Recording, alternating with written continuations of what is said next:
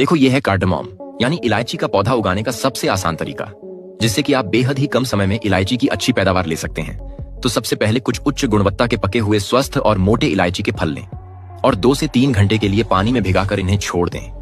उसके बाद इलायची के फलों को पानी से छानकर उनके ऊपर के कवर को हटा दें और बीजों को फलों से बाहर एक टिश्यू पेपर पर निकाल लें। और अब आप एक बर्तन में 60% मिट्टी, 20% रिवर सैंड और 20% कोकोपिट लेकर अच्छे से उन्हें मिक्स करें और एक प्लास्टिक के गमले को उससे पूरी तरह से भर दें और इलायची के बीजों को उसमें लगाकर पानी से उनकी सिंचाई करें। फिर 30 दिन बाद आपके इलायची के बीज अब पूरी तरह से अंकुरित हो चुके हैं और 50 दिन बाद यह पूरी तरह से विकसित भी हो चुके हैं। और अब आप उन्हें वहां से निकालकर फ्रेश पानी से उन्हें धुल दें और एक दूसरे गमले को मिट्टी से पूरी तरह से भरकर इलायची के पौधे को उसमें लगा दें और पानी से उसकी सिंचाई करें। उसके बाद 3 साल बाद आप देखेंगे कि आपके पौधे में अब ढेर सारे इलायची के फल लगकर तैयार हैं और अब आप इनकी तुड़ाई कर सकते हैं। देखो, ये है कार्डामोम यानी इलायची का पौधा उगाने का सबसे आसान तरीका, जिससे कि आप बेहद ही कम समय में इलायची की अच्छी पैदावार ले सकते हैं।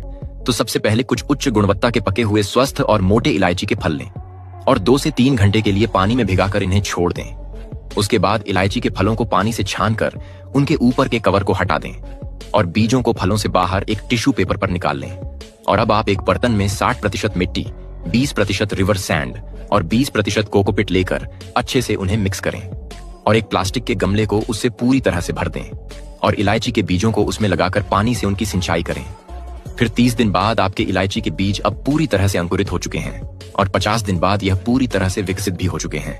और अब आप उन्हें वहां से निकालकर फ्रेश पानी से उन्हें धुल दें और एक दूसरे गमले को मिट्टी से पूरी तरह से भरकर इलायची के पौधे को उसमें लगा दें और पानी से उसकी सिंचाई करें। उसके बाद 3 साल बाद आप देखेंगे कि आपके पौधे में अब ढेर सारे इलायची के फल लगकर तैयार हैं और अब आप इनकी तुड़ाई कर सकते हैं।